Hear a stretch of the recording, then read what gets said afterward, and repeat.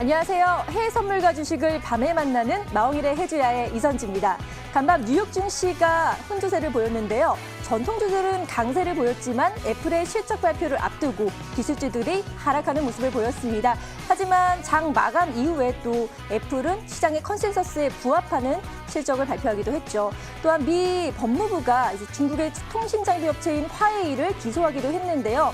이런 우려 때문에 미중 무역 협상에 또 걸림돌이 되지 않을까라는 우려도 있었지만 미 재무부 장관 스티븐 무누슨이 긍정적 전망을 예상하면서 이 불안감이 좀 해소하는 모습을 보이기도 했습니다. 이런 기대감 덕분에 코스피 지수는요, 외국인의 매수세에도 힘입어서 2200선을 회복했고요. 코스닥 지수 역시 상승하는 모습을 보였습니다.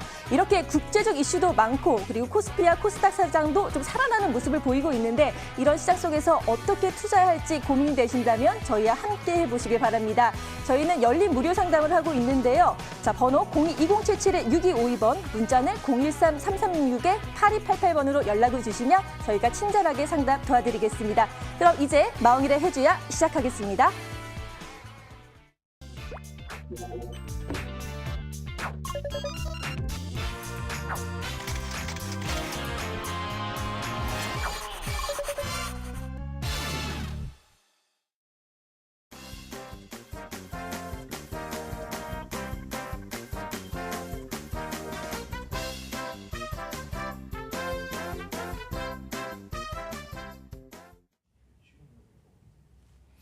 안녕하세요. 마홍일의 해주야의 마홍일입니다. 자, 무엇보다도 지금 시장이 굉장히 혼조세예요. 네, 해주야니까 해외 선물과 주식을 다 보고 있죠. 네, 저도 해외 선물만 하다가 주식도 같이 보면서 이제 같이 여러분에게 종목도 알려드리고 하다 보니까 굉장히 지금 뭐 복잡해요. 이게 어떻게 딱 이렇게 이게 맞다, 저게 맞다를 확 찝기가 어려운 시장인 것 같습니다. 하지만 그래도 제일 중요한 거는 여러분의 계좌겠죠. 여러분의 계좌가 수익이 나고 빨간색이면 사실 시장이 어떻든지 간에 무슨 상관입니까? 자, 지금 첫 번째 시간은 전차남 전문가의 마테차, 네, 상당히 꾸준한 수익률 보여드리고 있고요. 그리고 지금 현재 전주에 나왔던 전주에 나왔던 종목도 뭐 손실은 아니고 뭐 수익도 뭐 안 갔지만 뭐 횡보예요. 뭐 나쁘지 않습니다. 시장과 비슷한 모습을 보였습니다. 자, 첫 번째 시간 마테차의 전차남 전문가 소개하도록 하겠습니다. 예, 안녕하세요. 마스터 테마주 차트 마테차 KW 트레이딩 소속 전문가 영웅 전차남입니다. 지난 한 주도 영웅 전차남과 함께여서 아주 행복한 한 주셨죠. 네, 이번 주 전차남이 준비한 전국민 공개 추천주는 이제 좀 설 연휴를 우리가 딱 일주일 정도 앞두고 있잖아요. 그렇기 때문에 우리 시청자분들께 설 연휴 선물 세트를 준비한다는 생각으로 한번 추천주를 준비해봤습니다. 이 종목은 방송 마지막에 공개되니 끝까지 채널 고정 부탁드리겠습니다. 자, 이번 주 같은 경우는 시장이 다양한 모습을 보여줬어요. 뭐 빨주노초 파란보 뭐 어떻게 보일지 않을 정도로 지수 자체가 상당히 뭐 여러 가지 모습을 보였는데 참 저도 지수를 맨날 쳐다보고 있거든요. 네네. 네, 지수를 보다 보면은 참 지수는 참 예측하기 어렵다 이런 느낌이 드는데 자, 이번 주에 나온 여러 가지 시장 상황을 어떻게 보고 계십니까? 먼저 이 대한민국 증시를 포함한 이 세계 증시를 힘들게 했던 미중 무역 분쟁과 그리고 그 무역 분쟁 장기화로 인해서 글로벌 경기 둔화 등으로 2018년 즉 작년 초에 종합주가 지수와 올해의 종합주가 지수는 다소 큰 차이를 보여주고 있습니다. 하지만 지금 미중 무역 분쟁 같은 경우가 미국과 중국의 당국자들끼리 만나서 좀 아름답게 좀 순조롭게 마무리되어 가는 그런 모습과 그리고 전 세계 경제에 부담을 주었던 셧다운 장기화 사태까지도 약 35일 정도 만에 해제가 돼서 다소 시장이 조금은 대한민국 주식시장의 변동성을 키우는 그런 불확실성적인 요소들이 조금은 해소가 되는 모습을 보여주고 있습니다. 실제로 지난주 코스피 지수만 보더라도, 즉 종합주가 지수만 보더라도 지난주 수요일 2130원에 불과했던 종합주가 지수는 금일 약 3개월 만에 2200을 넘는 그런 모습도 보여주었고 코스닥 역시 700선을 넘어버리는 그런 모습도 보여주어서 이제는 대한민국 주식시장이 어느 정도 안정돼서 좀 공격적인 투자를 해도 된다라는 그런 생각까지 들 정도로 시장이 좀 안정된 모습을 보여주고 이제 또 주가 지수가 좀 추가로 상승 나오지 않을까라는 그런 기대감도 심어줄 수 있는 그런 모습을 보여주고 있습니다. 하지만 제가 이 지난 방송에서도 시청자분들께 말씀을 드렸던 것처럼 2018년의 대한민국 주식시장과 2019년과 다르게 2019년 대한민국 주식시장은 상저하고의 흐름을 보여줄 것 같다 했죠. 그리고 무엇보다도 아직도 이 대한민국 주식시장에서 대한민국 주식시장의 변동성을 키우는 그런 불확실성적인 요소들이 완전히 해소된 부분이 아닙니다. 첫 번째, 미중 무역 분쟁 협상이 아직 마무리된 것도 아니고 두 번째, 영국의 EU 탈퇴를 의미하는 그런 블랙시트 부결안으로 인한 그런 수정안 등 같은 경우도 아직 제시가 안 되었고요. 그리고 세 번째, 설 연휴 바로 이후에 결산 보고서라고 하는 그런 감사 보고서 시즌이 있죠. 이때는 그냥 세계 증시와 상관없이 대한민국 주식시장이 한 번은 크게 출렁입니다. 그렇기 때문에 저는 아마 3월달, 4월달까지 즉 상반기 같은 경우는 우리가 조금 공격적인 투자를 하기보다도 안정적인 투자를 하고요.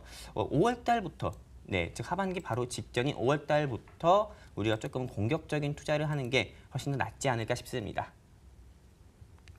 자, 매주 여러모로 잘 분석해 주셔서 너무 감사합니다. 자, 전주에 나왔던 종목이 NCN이랑 그 BHI였는데 뭐 전주에 대한 종목에 대한 뭐 AS 간단하게 부탁드립니다. 네.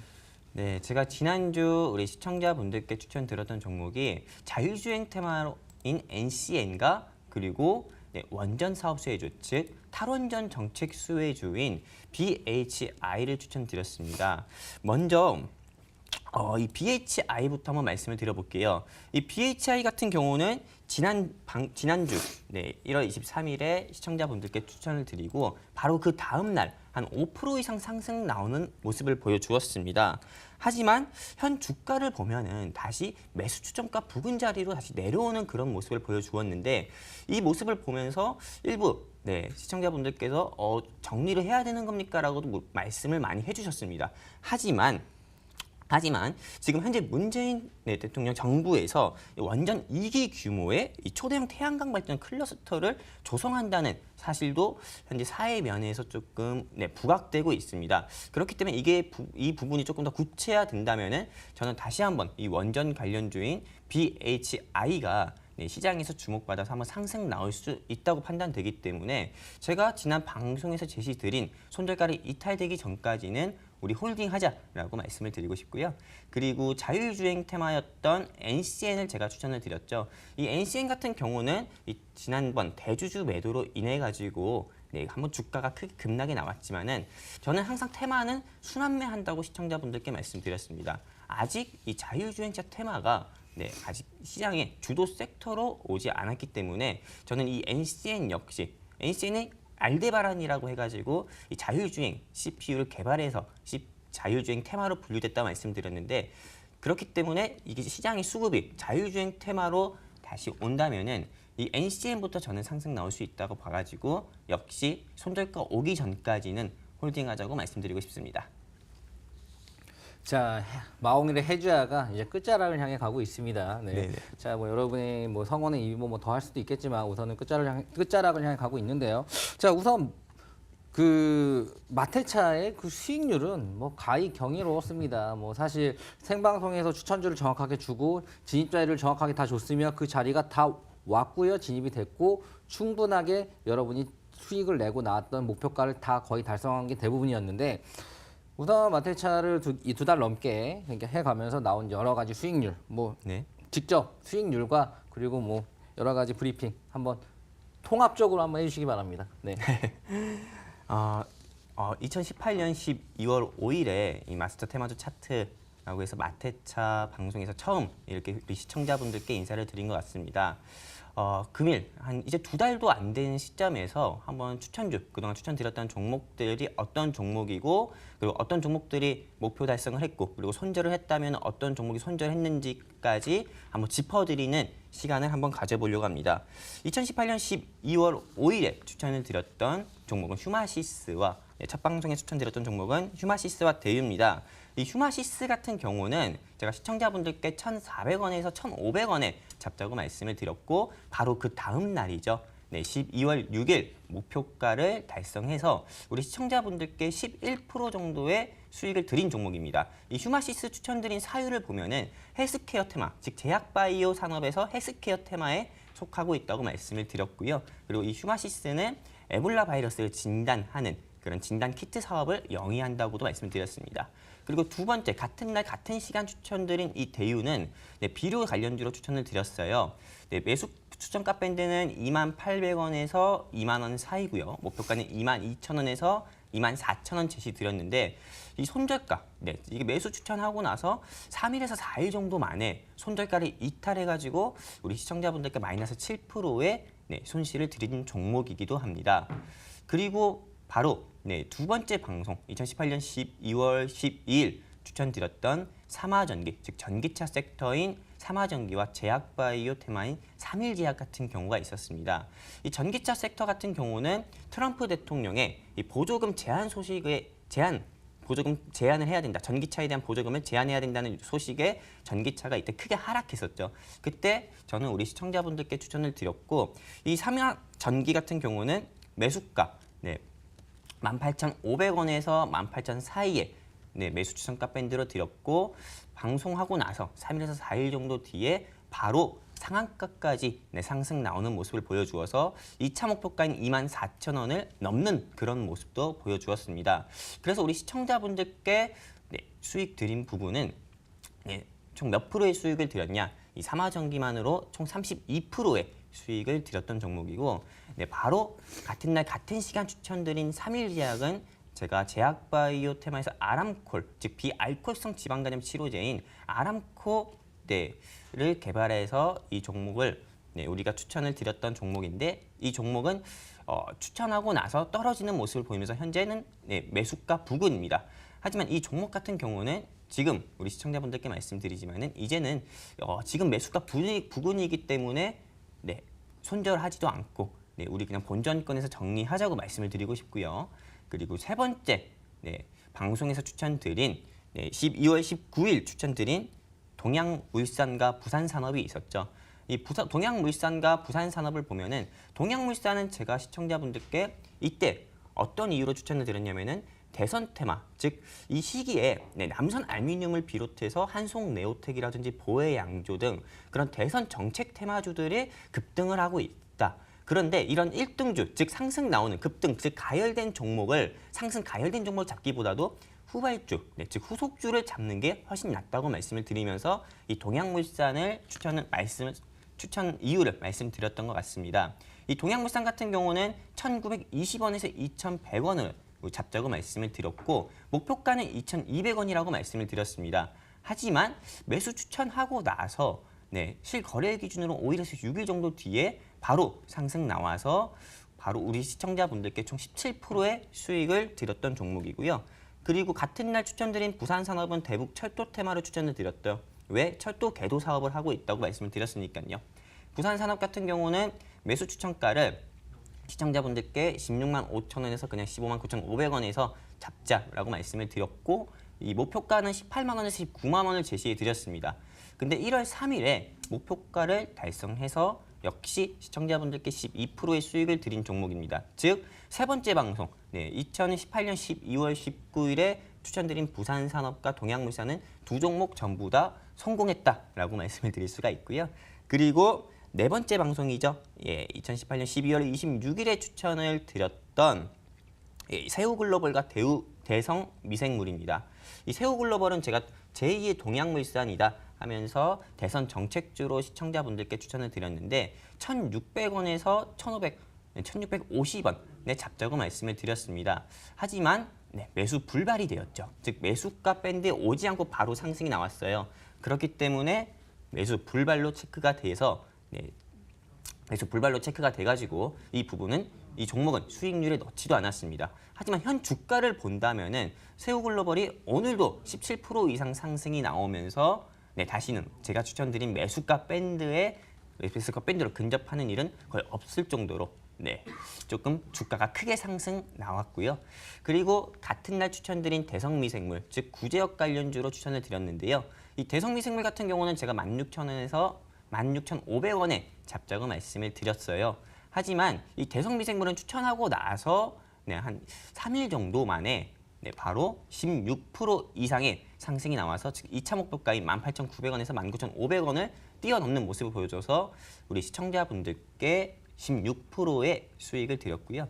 그리고 2019년 황금돼지 해를 맞아서 첫 방송이었던 1월 2일에 추천을 드렸던 메디프롬과 SY 패널 이 종목은 메디프롬 같은 경우는 제가 이제는 우리 제약바이오 테마에서 이제는 항암제 만드는 회사를 보지 말고 치매 치료제 즉 알츠하이머를 개선시키는 알츠하이머 치료제를 만드는 회사들을 봐야 된다고 말씀을 드렸습니다.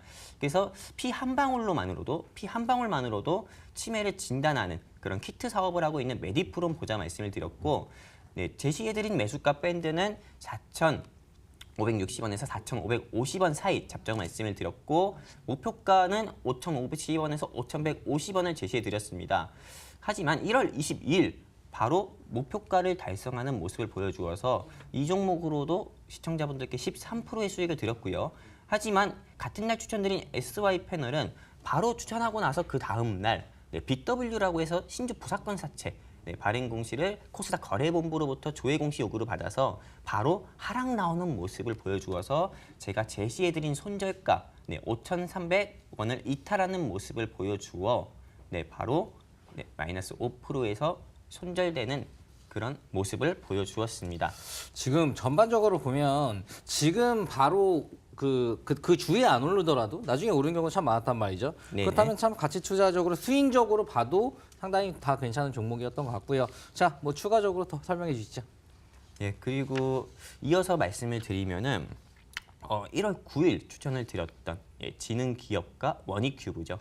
이 지능기업 같은 경우는 대선 정책주이면서도 문재인 행정부의 공약인 뉴딜 정책, 즉 도심 재생 정책 수혜주라고도 말씀을 드렸습니다. 이 지능기업은 제가 시청자분들께 2,070원에서 1,950원에 잡자고 말씀을 드렸고 목표가는 2,190원에서 2,300원이라고 말씀을 드렸습니다. 하지만 추천하고 나서 실거래 기준으로 5일에서 6일 정도 만에 1월 22일에 목표가 달성해서 총 15%의 수익을 드렸고 같은 날 추천드린 원익큐브는 이 은나노 와이어 사업을 하고 있다 해가지고 제가 폴더블 관련주로 추천을 드렸죠. 이 원익큐브 같은 경우도 마찬가지로 추천하고 나서 목표 달성을 해가지고 총 목표가인 2,700원에서 2,900원을 제시해 드렸는데 목표가를 달성하는 모습을 보여줘서 시청자분들께 총 16% 수익 드렸습니다. 즉 지난번 세 번째 방송에서 추천드린 동양물산과 부산산업이 연속으로 목표가 달성한 것처럼 1월 9일에 추천드렸던 지능기업과 원익큐브도 목표가 달성을 전부 다 해서 총 1월 9일에 추천한 종목으로만 30%의 수익을 드렸고요. 그리고 그 다음 주인 1월 16일에 추천드렸던 고려제약과 남성 같은 경우도 고려제약은 7,150원에서 7,050원에 추천드렸고 메디프롬과 똑같은 치매 관련주로 추천을 드렸죠. 뉴로메드를 개발한다고 해가 뉴로메드를 개발했다고 해서 치매 관련주로 추천을 드렸는데 이 고려제약 역시도 제가 제시드린 목표가 8,200원에서 8,400원을 도달해서 시청자분들께 18%의 수익 그리고 남성은 자율주행차 테마로 추천을 드려서 시청자분들께 9% 수익을 또 드렸습니다. 그리고 지난주 추천드렸던 NCN과 BHI 같은 경우는 현재 매수가 부근으로 현재 홀딩 진행 중인 상태입니다. 그래서 시청자분들께 총 지난 한 2달도 안 되는 시간 동안에 한 147%의 그런 수익을 드리는 모습도 보여줬습니다. 이상입니다. 네, 뭐 사실 이게 굉장히 중요한 거예요. 이거 뭐지 내가 진입을 안 하는 분들은 뭐지 뭐 이렇게 길어라고 느낄 수 있겠지만 저는 기다렸습니다. 왜냐하면 굉장히 중요한 거니까. 자, 지금 마테차가 대단한 이유는 그거예요. 사실 뭐 전문가들이 뭐 10개, 20개 얘기를 하고 10개 얘기해가지고 수익 난 것만 얘기하는 경우 굉장히 질렸잖아요. 저도 그래서 안 봐요. 근데 두 가지만 깔끔하게 얘기하고 두 개에 대한 AS 다 해준다. 매수가, 매도가 다 드리고요. 그냥 이것만 보고 그냥 따라해도 수익이 나요. 저도 솔직히 사마전기랑 원익큐브 같은 경우는 꽤 따라해가지고 수익이 많이 났단 말이죠. 네. 네. 네, 그런 경우도 있었기 때문에 뭐 사실 여러분들이 가장 많이 기다리는 거는 또 이번 주에 대국민 정부 공개 추천주가 아닐까. 그래서 이 부분을 얘기를 해야 되니까 좀 빨리 진행하도록 하겠습니다. 자, 이번 주에 공개 추천주는 무엇인가요? 예, 시청자분들께서 많이 기다리셨을 것 같습니다. 제가 이번 주 전차남 전국민 공개 추천주는 시청자분들을 위한 설날 선물 세트를 드린다고 생각해서 준비했다고 말씀드렸습니다. 이번 주 제가 준비한 전차남 전국민 공개 추천주는 폴더블 관련주인 파인텍 그리고 중국 춘절이죠. 우리나라에도 명절이 있듯이 중국에도 명절이 있잖아요. 그 중국 명절을 춘절이라고 하는데 그 춘절 수혜주인 제로투세븐을 준비했습니다. 먼저 제가 파인텍부터 우리 시청자분들께 말씀을 드리겠습니다. 이 파인텍 같은 경우는 이 삼성 디스플레이의 폴더블 디스플레이용 본딩 장비를 개발했다는 사실에 폴더블 관련주로 부각이 됐습니다. 이 오는 2월 20일, 다음 달 2월 20일 갤럭시 S10 언팩 행사가 있다고 합니다. 이때 이 삼성전자에서 갤럭시 F라고 해가지고 폴더블 폰을 얼핏 좀 사실 좀 어느 부분적으로 공개한다고도 합니다. 그리고 2월 25일에는 MWC 월드 콩그레스라고 해서 MWC 일정이 있어요. 스페인 바르셀로나에서요. 이때 폴더블 폰이 다시 한번 또 공개가 돼서 전 세계를 뭐 놀래킬 거다라고도 하는데 제가 원익큐브를 말씀드렸을 때도 그렇죠. 폴더블 폰이 나오고 나서 그 관련주를 잡으면 늦어요. 그렇기 때문에 폴더블 폰이 나오기 전에 삼성전자에서 계속 뉴스를 내서 그거에 대한 이슈를 만들 거기 때문에 지금부터라도 폴더블 관련주는 꼭 하나 잡아야 되는데 원익큐브 같은 경우는 이미 현 주가를 보면은 제가 제시해드린 목표가를 뛰어넘었기 때문에 원익큐브를 다시 사는 것보다도 저는 같은 폴더블 관련주 중에서 이 파인텍을 시청자분들께 추천을 드리고요. 그러면 이제 이 파인텍을 좀 정리해서 한번 말씀을 드려보도록 하겠습니다. 이 파인텍 매수가 밴드는 2,700원에서 2,550원 2,700원에서 2,550원에 매수하자고 시청자분들께 말씀드리고 싶고요. 그리고 이 목표가 같은 경우는 1차 목표가와 2차 목표가로 제시해드리겠습니다. 1차 목표가 같은 경우는 2,900원에서 3,000원을 제시하고요. 그리고 2차 목표가 같은 경우는 3,200원에서 3,500원 제시하고 또 손절가 같은 경우는 2,420원을 제시해서 우리 폴더블 관련주인 파인텍 매매하는 데 있어서 좀 리스크 관리하도록 하겠습니다. 그리고 두 번째 두 번째 추천주 바로 들어보도록 할게요. 그리고 두 번째 제가 우리 시청자분들께 추천드리는 종목은 중국 춘절 수혜주인 제로투세븐입니다.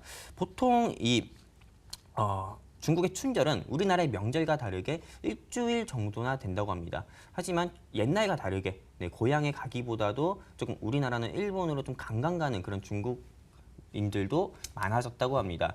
이게 보통 이 중국 춘절 수혜주라고 하면은 뭐 한국 화장품이라든지요, 한국 화장품 제조라든지 면세점 관련주인 뭐 하나 갤러리아 타임 또는 신세계 INC만 생각할 수 있는데요. 저 같은 경우는 이 제로투세븐, 즉 남들에게 잘 알려져 있지 않는 종목을 좀 춘절 수혜주로 가져오게 됐습니다. 그러면 이제 추천 사유로 한번 말씀을 드릴 건데 이 제로투세븐 같은 경우는 과거 저출산 정책주로 제로투세븐 자체가 영유아 용품을 만드는 회사입니다. 그래서 과거 이 저출산 정책주로 분류가 돼서 주가는 10,000원에서 20,000원 사이까지도 올라갔던 종목인데요. 이 제로투세븐 같은 경우가 개발한 유아동 스킨케어 브랜드가 있습니다.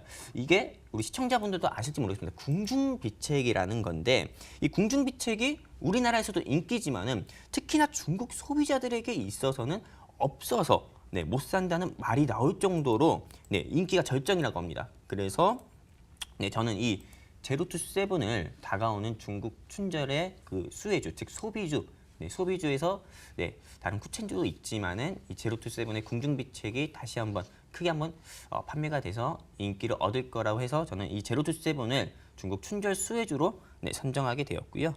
이제 한번 매수가를 한번 시청자분들께 말씀을 드려보도록 하겠습니다. 매수가는 좀 보수적으로 잡도록 하겠습니다. 제로투세븐 같은 경우는 매수가 7,150원에서 7,150원에서 7,050원으로 설정을 하겠고요. 현 주가는 7,250원입니다. 하지만은 그냥 매수가 밴드 오지만 않으면은 매수하지 마시고요. 그리고 목표가 같은 경우는 제로투세븐은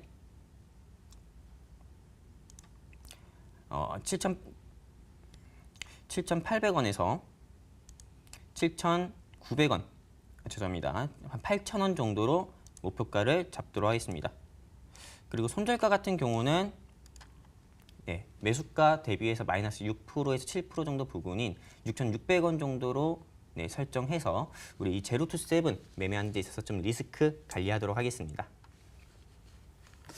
자, 우선 이번 주 공개 추천주까지 받았습니다. 네, 다음 주는 방송을 하지 않죠. 네. 자, 우선 올해를 다 정리를 해봤는데 사실 저도 뭐 사마전기랑 원익큐브 같은 거는 뭐 진입을 많이 해서 뭐 수익을 또 많이 가져갔던 아주 참 수익이 나면서도 참 신기했던 이 정도면은 알파고랑 붙어도 이길 것 같은데요. 네, 마타체랑 알파고랑 붙어도 이길 것 같다는 생각이 드는데 아무튼 무엇보다도 꾸준하게 여러분에게 수익을 드렸던 마테차였습니다. 자, 2부 시간에는 똑같이 이 자리에서 또 2부 시간에도 계속 지속적으로 이어지니까요. 여러분들 계속 시청해 주시기 바랍니다. 네, 감사합니다.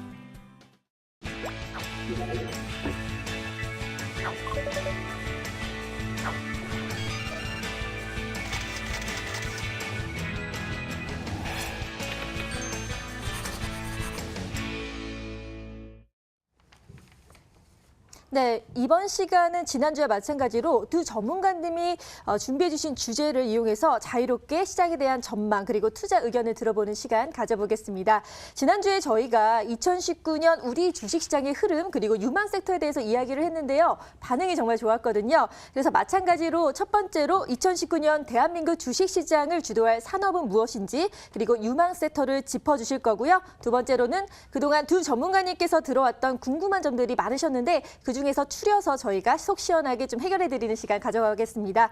먼저 올해 주식시장을 주도할 전망 어떤 게 있는지 마홍일 대표님 먼저 좀 살펴주시면 좋을 것 같습니다. 네, 저는 원래 여러 가지를 보지 않아요. 하나만 팝니다. 네, 한 놈만 팬다. 네. 뭐 이런 건데 뭐 저는 헬스케어죠. 그냥 자나 깨나 헬스케어예요. 헬스케어인데 헬스케어도 종류가 많다 그랬죠.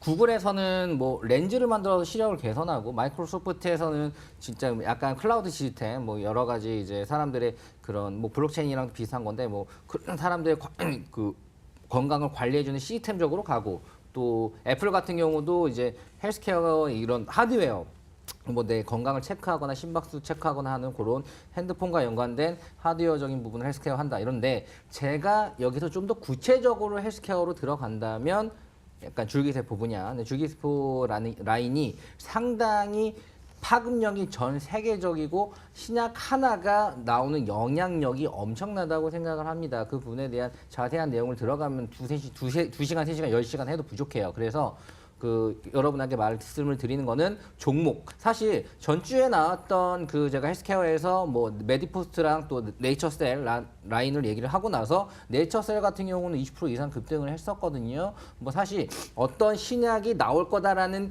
기대심 하나로도 주가가 이렇게 폭등하는 게 사실 이쪽 줄기세포에 관련된 시장인데 사실 신약이 신약이 어느 정도 임상 실험을 1상, 2상, 3상 성공했다는 거 하나만으로도 이렇게 올라가는데 많이 시판이 되고 전 세계적으로 뭔가 호평을 얻는다라는 말 한마디, 기사 하나 뭐 CNBC, 제가 지금 감기가 걸려가지고 좀 몸이 안 좋은데 이런 부분은 좀 이해해 주시고 그것보다 종목이 중요한 거니까 줄기세포 관련주들은 사실 메디포스트, 네이처셀, 오늘 할 파미셀 뭐 이런 부분들은 전부 다 급등 여력이 많이 있고요. 이 부분에 대해서 기대심이라는 건 시장이 꼭 뉴스가 나오기 전에 기대심만으로도 올라가는 게 주식시장이기 때문에 그 기대심만으로도 상당히 많이 올라갈 수 있고요. 수급도 한 번 더 분석해서 오늘도 유망 섹터는 헬스케어고 줄기세포인데 여기서 어떤 종목을 좀 더 깊게 봐야 되는지까지 오늘 알려드리도록 하겠습니다. 네. 네, 2019년 주목할 sek터 지금 헬스케어로 말씀해 주셨는데요. 지금 잠깐 종목 언급해 주셨는데 다시 한번 자세히 짚어보기로 하죠. 네, 지금 뭐 다 짚나요? 네, 자, 네. 뭐 사실 이게 생방송이다 보니까 그 전에 미리 뭐 이렇게 리허설 같은 거 안 해요. 그래가지고 뭐 오는 거 바로 답하도록 하겠습니다. 자, 첫 번째 종목은 오늘 짚을 종목은 파미셀인데.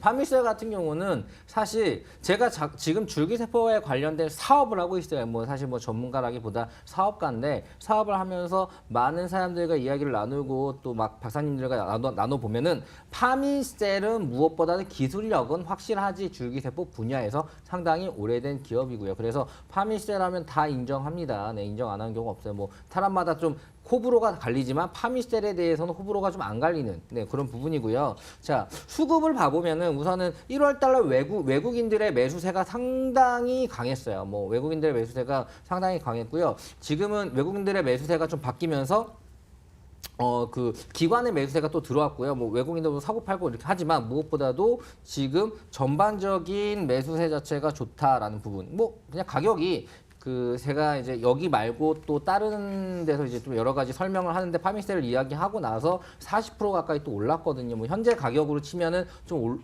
굉장히 높이 올라가서 지금 추매를 하는 거를 여러분에게 바라진 않지만 지금 제가 봤을 때는 한 15,000원 선 라인에서는 들어가면은 상당히 괜찮은 것 같고요. 손절 라인은 한 12,000원 라인 잡고 15,000원에 들어가서 어느 정도 수익을 보면 됩니까? 전 장기적으로 얘기합니다. 장기적으로 봤을 때는 그래도 이제 25,000원까지는 뭐 무난하게 좀 장기적이라고 해봤자 1년이 넘어가지 않습니다. 6개월 정도. 그렇다 하더라도 수익률이 상당히 한 7, 80% 정도 되죠. 네, 그 정도는 충분히 노릴 만한 여러 가지 재료들이 있고요. 그리고 수급도 나쁘지 않다. 근데 전 수급을 그렇게 믿진 않아요. 갑자기 사고 파는 게 수급인데 그게 어떻게 바뀌더라도 뭐 사실 의미가 없죠. 그런데 지금 현재 줄기세포 섹터에서도 파미셀은 기술력과 여러 가지 연구진 라인, R&D 라인이 잘 되어 있기 때문에 이 부분으로 현재 약 같은 부분들이 또 협약도 LG화학이랑도 협약을 몇 가지 맺고 있어요. 이런 부분들이 뭔가 호재가 됐을 때 올라갈 확률이 높으며 거기가 껍데기가 아니라 실리도 꽉 차 있다라는 부분들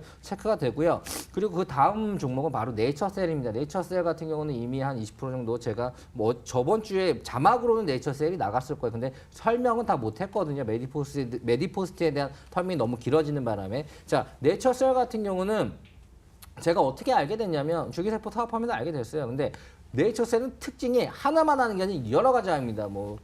뭐 셀뱅크부터 뭐 화장품 그리고 또 줄기세포 약들 또 유통 뭐 여러 가지 일을 합니다. 그리고 이 네이처셀 하면은 라성찬 대표를 빼놓고 말할 수가 없는데 라성찬 대표가 뭐 여러 가지 주가 조작설도 나오긴 했지만 무엇보다도 세계적으로 가면은 라성찬은 많이 알아요. 라성찬 대표를 막 다 얘기합니다. 어느 정도까지 아랍에서도 알아요. 아랍에서 아랍어로 번역된 라성찬 대표의 책이 있거든요. 줄기세포의 기초 뭐 이런 쉽게 풀어놓은 아랍어 책도 있어요. 그리고 아랍 시장을 뚫는다고 하는데 무엇보다도 제가 봤을 때는 사업가로서 상당히 좋은 모습을 보이고 다른 곳에서도 많이 인정을 하는 부분이 있습니다. 그래서 사실 주가가 어떤 부분으로 많이 알려지는 마케팅적인 요소도 상당히 중요하다고 생각을 해요. 그런 부분으로 봤을 때 어떤 특정한 기술력이 아주 높다, 낮다라는 것보다는 네이처셀 자체적으로는 상당히 브랜딩을 잘하고 있다. 그리고 줄기세포라는 섹터가 뜨면은 무조건 같이 뜰 녀석이다라는 생각을 많이 들고요. 가격적인 부분은 현재 순매수가 나왔다가 또 떨어졌지만 지금 떨어질 때 판 사람들은 거의 개인이거든요. 뭐 개인이기 때문에 현재 라인에서 제가 봤을 때는 12,500원 라인에서는 매수세를 잡고 손절 라인은 그냥 10,000원 잡고 10,000원까지 가면 우선 자르고 좀 더 횡보가 길어진다고 보면 될 것 같아요. 그리고 뭐 목표가는 저도 이것도 한 2배, 한 25,000원까지는 장기적으로 상당히 괜찮다라고 보고 있고요. 그 전에 지금 최근에 지금 그 히딩크 감독이 우리나라에 와서 이제 관절에 관련된 줄기세포 시술을 받고 휠체어 타고 왔는데 다시 돌아간 다음에 이제 골프를 친다는 말이 있거든요. 이거 팩트입니다. 알아보시면 돼요. 자, 그런데 이 정도로 줄기세포에 대한 효능은 우리가 현재 과학으로 알아낼 수 있는 게 요만큼이라서 요만큼이라고 보이는 거지, 과학의 발전이 될수록 줄기세포의 효능이 이만큼이 아니라 이만큼일 수 있다. 하지만 맞는 사람은 지금 이만큼이 아니라 이만큼을 다 받고 있는 거죠. 저도 다음 달에 일본에 가서 줄기세포를 뽑고 그리고 다다음 달에 일본에서 줄기세포를 맞으러 갑니다. 직접. 네. 뭐 제가 또 그런 영상들도 나올 거예요. 자, 그렇게 이미 저도 줄기세포 사업을 하면서 줄기세포에 빠져서 종목만 보는 게 아니라 이 부분에 대한 확장성을 봤을 때 줄기세포가 섹터가 관심을 받고 수급이 들어온다면은 무엇보다 그 대표 주자인 네이처셀 그리고 파미셀은 또 같이 움직일 거다. 그리고 현재 신약적인 부분들의 얘기가 들어가면 너무 길어지니까 그 부분을 빼고 놨더라도 브랜딩적으로 상당히 해외적으로도 힘이 있으며, 그리고 파미셀 같은 경우는 무엇보다 기술진이 좋다. 그리고 네이처셀은 브랜딩이 좋다. 이렇게 여러분들이 이해하시고 이 섹터는 좀 진입을 한 다음에 좀 길게 들고 가는 거 좋을 것 같습니다. 여기까지 하도록 하겠습니다. 네, 주목할 유마 섹터로 헬스케어, 그중에서도 파미셀과 네이처셀 두 가지 종목 모두 다 공통점이 줄기세포 관련주기 때문에 더 기대가 되는데요. 앞으로 지켜보겠습니다. 이번에는 전찬환 전문가님의 의견을 좀 들어볼까 하는데요. 전문가님, 올해의 유마 섹터 어떤 게 있을까요? 저 역시 다른 뭐 전문가들은 뭐 유망 섹터라고 해서 전기차 얘기하고 뭐 드론 얘기하고 또 뭐 대북 섹터 얘기하고 제약바이오 얘기할 수 있는데, 저 역시 외길로 이 전기차 섹터가 2019년에 가장 크게 유망할 섹터다라고 다시 한번 지난주 방송에 이어 다시 한번 말씀드리고 싶습니다. 이 2018년엔 남북경협 섹터가 크게 시장을 좀 주도한 테마였어요. 즉 부산 산업만 보더라도 2018년 1월 달부터 2018년 5월 달까지 즉 5개월 사이에 500% 이상의 상승을 나오는 모습을 보여주었거든요.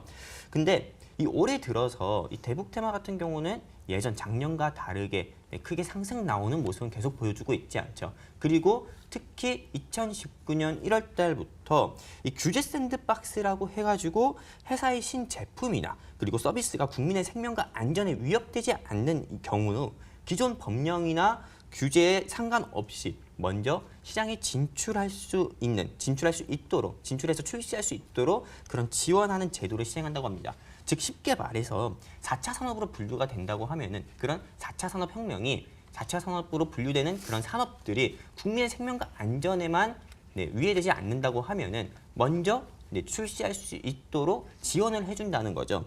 지금 최근에 전기차 같은 경우를 보면은요, 전기차가 전 세계적으로 유망한 산업이란 거는 부인할 수 없습니다. 하지만 특히나 대한민국, 즉 우리나라 같은 경우는 전기차 충전에 대한 부분이 아직은 조금 규제되는 부분이 많아서 전기차가 좀 보급되는 데 있어가지고 좀 제한적인 부분이 많죠. 근데 이 규제 샌드박스 제도를 시행을 하게 된다면은 이 부분이 다소 완전히 해소되기보다도 어느 정도 부분적으로 해소가 돼서 저는 이 전기차 산업은 작년에 비해서 더욱더 크게 시장에서 확대가 될 거라고 봐서 저는 이 전기차 섹터를 우리가 꼭 2019년에 관심 있게 봐야 하는 섹터라고 다시 한번 시청자분들께 말씀드리고 싶습니다.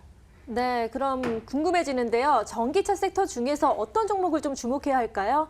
네, 제가 지난주에 우리 시청자분들께 전기차 섹터로 지엔코 봐야 된다고 말씀을 드렸고, 그리고 또 두 번째 종목인 CIS 봐야 된다고 했습니다. 전기차에는 무조건 1차, 일회용 전지가 일회용 충전만 하고 쓰는 그런 건전지 같은 게 아니라 계속 충전해서 쓸 수 있는 그런 2차 전지가 필수라고 말씀을 드렸죠. 그리고 그 2차 전지에는 양극재와 음극재 그리고 전해질 그리고 기타 구성 물질이 들어간다 했습니다. 근데 이 전해질 생산하는 업체로 CIS를 지난주에 우리 시청자분들께 추천을 드렸는데 지엔코나 CIS 지난주 1월 23일과 현재 주가를 비교해서 1월 30일 현재 주가를 비교해서 보면은 크게 차이가 없습니다. 즉 주가 같은 경우가 크게 뭐 급등을 하거나 급락을 한 건 없습니다. 말 그대로 제가 지난주 방송 말씀드렸기 때문에 다시 한번 말씀드리지만 좀 장기적인 관점, 장기적인 안목을 두고 본다면은 저도 이 지엔코나 이 CIS 같은 경우는 우리가 쉽게 20%에서 30% 이상 수익을 내고 나올 수 있다라고 저는 자신 있게 말씀을 드리고 싶고요. 그리고 오늘 이 시청자분들을 위해서 준비한 종목이 한 가지 더 있습니다. 바로 이지라는 종목인데요. 이지입니다. 이 코드 번호는 037370이라는 이 종목인데 제가 2차 전지를 지난주 방송에서 계속 강조해서 말씀을 드렸죠. 근데 이 2차 전지는 즉 리튬 이온 배터리를 주 원료로 씁니다. 리튬 이온 배터리라고도 불립니다. 이게 현재 이 바나듐 시청자분들께서 잘 아실 겁니다. 희귀 강물 중에서 뭐 2차 전지를 만드는 데에는 니켈이라는 강물도 쓰지만은 바나듐이라는 희귀 강물도 있습니다.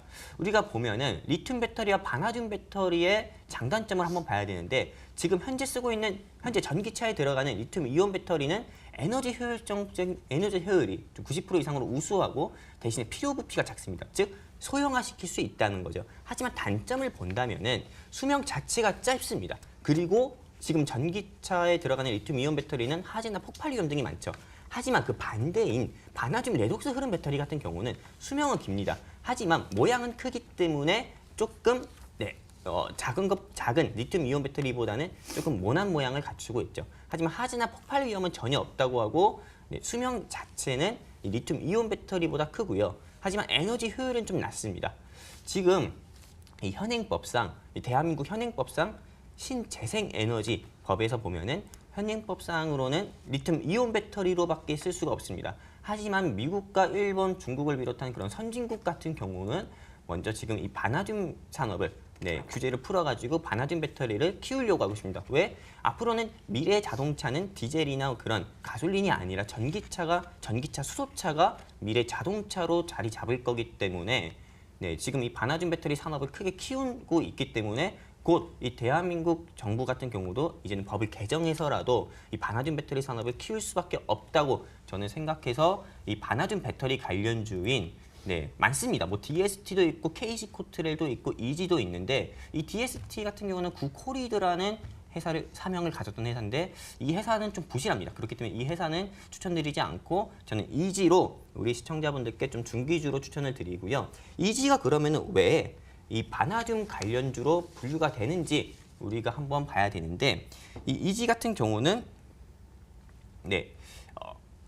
이 자회사가 이 바나듐 관련 그 촉매 필터를 조금 바나듐 관련 촉매 필터를 개발하고 또 이거를 조금 개발하는 사업을 영위하고 있다고 해서 바나듐 관련주로 분류가 돼 있었고요. 특히나 그리고 이지는 복합 테마이죠. 어떤 복합 테마입니까? 수소차 테마이기도 하면서 그리고 대선 정책 테마이기도 합니다. 즉 이 이지 같은 경우는 우리가 굳이 바나듐 배터리 관련주로 보지 않는다고 하더라도 수소차 또는 대선 정책주로 분류돼서 시장에서 다시 한번 상승 나올 수밖에 없다. 상승 나올 수 있다라고 말씀드려서 이 이지를 저는 이번 주 전차남 중기주로 선정하게 되었습니다. 네, 유망세터 전기차 중에서도 바나듐 배터리랑 연관이 있는 이주에 대해서 추천을 해주셨습니다. 그럼 이번 시간에는요, 시청자분들이 보내주신 질문들 중에 5개를 선정해서 보여드리도록 하겠습니다. 네, 화면으로 먼저 소개드리겠습니다. 첫 번째 질문인데요. 애플 주가가 대한민국 종합주가지수에 영향을 많이 주나요? 라는 질문 주셨습니다. 두 번째입니다. 수소차의 향후 전망은 어떨까요? 질문 주셨네요. 세 번째입니다. 주식시장이 하락장일 때 대안투자로 해외 선물은 해외선물은 어떤가요? 라는 질문 주셨습니다. 네 번째입니다. 요즘 핫하죠. 남북 경협세터의 주가 방향성이 궁금합니다. 라는 질문이네요. 마지막이네요. 2019년 헬스케어 산업의 전망은 어떤가요? 라는 질문입니다. 네, 이렇게 5가지 질문이 들어왔는데요. 자, 이 중에서 첫 번째 질문 마홍일 대표님께서 좀 대답을 해주시죠. 자, 애플 주가, 저희 주가 지수에 좀 영향을 많이 미치나요? 자, 제가 지수는 7년 동안 매일 받고 전 세계 지수 다 받고 자고 일어나서도 보고 맨날 보는 게 지수예요. 왜냐하면 저는 해외 선물로 유명한 사람이니까요. 해외 선물 자체가 지수의 영향, 지수를 투자하는 게 있기 때문에 또 지수는 많이 보는데, 자, 애플 주가가 뭐 종합 주가 지수에 영향을 주냐? 솔직히 말해서 안 줍니다. 애플의 주가는 사실 지금 예전에 애플이 다 아니에요. 지금은 애플, 아마존, 뭐 여러 가지 이제 페이스북 그 기업들의 그 또 하나일 뿐 사실 영향을 주긴 하지만 아예 시장의 판도를 바꿀 정도는 아닙니다. 네, 그리고 현재 지금 애플의 판매 뭐 실적이나 이런 부분들이 시장에서 반응은 하지만 사실 우리나라 종합주가 지수에 영향을 줄 정도는 아니고, 솔직히 이 부분을 긴장해서 투자할 거 안 하고 어떤 것들을 살 걸 안 사고 하는 부분들은 절대 아닙니다. 그렇기 때문에 별 상관없다라고 사이다 발언해드리도록 하겠습니다. 상관없습니다. 네. 네, 시원하게 상관이 없다는 말씀 해주셨습니다. 그럼 두 번째 질문으로 넘어가서요. 전기차, 수소차 계속 전차남 전문가님께서 말씀을 해주셨는데, 자, 계속 오를까요? 향후 전망 어떤가요? 저는 이 수소차 테마 같은 경우는 즉 가열 테마, 지금 이 시장에서 대한민국 주식시장에서 가열 테마로 보고 있습니다. 왜 수소차 테마로 분류되는 종목들이 단기간, 즉 일주일 사이에 최소 30%에서 50% 이상 상승 나오는 모습을 보여주었거든요. 그렇기 때문에 지금 수소차 테마는 가열 테마고 우리가 매수하면 안 되는 테마라고 말씀을 드리고 있습니다. 물론 최근에 3거래일 정도 하락 나오는 모습을 보여주었습니다. 왜냐하면 단기 상승에 따른 차익 매물로 보여지고 있거든요. 하지만 아직 저 전차남이 보기에 이 수소차 테마의 좀 거품이, 현재 주가를 보면은 현재 거품이 조금 덜 빠졌다. 저는 그렇게 보고 있어서 지금은 수소차 테마를 보기보다도 그 비슷한 비슷한 부류로 분류가 되는 전기차 테마를 지금은 우리가 관심 있게 봐야 된다라고 말씀을 드리고 싶습니다. 네, 수소차보다는 전기차를 좀 추천해 주셨습니다. 세 번째 질문은요. 주식시장이 하락장일 때 대안투자로 해외 선물은 어떤가요? 라고 말씀하셨는데요. 자, 마 대표님, 매도 매수 다 되니까 더 좋을 것 같긴 해요. 어떻게 보시나요? 네, 이거는 제가 뽑았어요. 네, 딱 제 질문이죠. 네. 네, 그래가지고 뽑았는데, 뭐 이거는 제가 그냥 솔직하게 말씀드릴게요. 좀 작년에 이제 사실 이 해외 선물 투자를 병행을 추천한 분들이 집 받고 차 바꾼 거 참 많이 봤습니다. 네, 그만큼 해외 선물 투자는 하락장이 나올 때 상당히 필요한 거예요. 그러니까 내가 자산이 1,000만 원이다. 1,000만 원이라고 할게요. 100만 원을 가지고만 해도 이게 1,000만 원이 돼요. 네, 자, 해외 선물을 잘 하면요. 뭐 어렵게 할 필요가 없습니다. 지금 제가 생각했을 때는 시장 자체는 많이 흔들릴 거라고 보고요. 점차적인 하락을 일부 보일 거라고 봅니다. 단기적으로는요. 뭐 장기적으로는 모르겠지만 단기적으로 몇 달간은. 자, 그렇다면 그때 떨어지는 거에 살 수 있어요. 따라 떨어지는 거를 진입할 수 있습니다. 네. 자, 그렇다면은 떨어지는 거를 나스닥이나 이런 나스닥 같은 거에 떨어지는 거를 살 수가 있기 때문에 떨어지는 거를 사는 거죠. 떨어지는 거를 사서 그냥 놔두기만 해도 100만 원, 100만 원 좀 적죠. 한 1,000만 원만 사더라도 사실 이게 2천만 원, 3천만 원 되기가 상당히 쉬운 구간이라고 보고요. 기존에 했던 그런 주식을 굳이 하면서 같이 하더라도 전혀 지장이 없으면 단순하게 접근, 그냥 떨어지는 거에 진입하는 거, 네, 이런 부분만 갖고 가도 상당히 좋은 전략이고요. 지금 상황에도 딱 맞는 전략인 것 같습니다. 해외 선물 무조건 하세요. 저한테 물어보시면 됩니다. 저 검색하면 나와요. 네, 여기까지 하도록 하겠습니다. 네, 해외 선물 하시기를 적극 추천하신다는 말씀으로, 자, 시청자 질문은 오늘까지는 좀 마무리를 하고요. 다음에 시간이 되면 다시 이어서 하도록 하겠습니다. 그러면 이제 화면으로 정리하고 다시 돌아오겠습니다.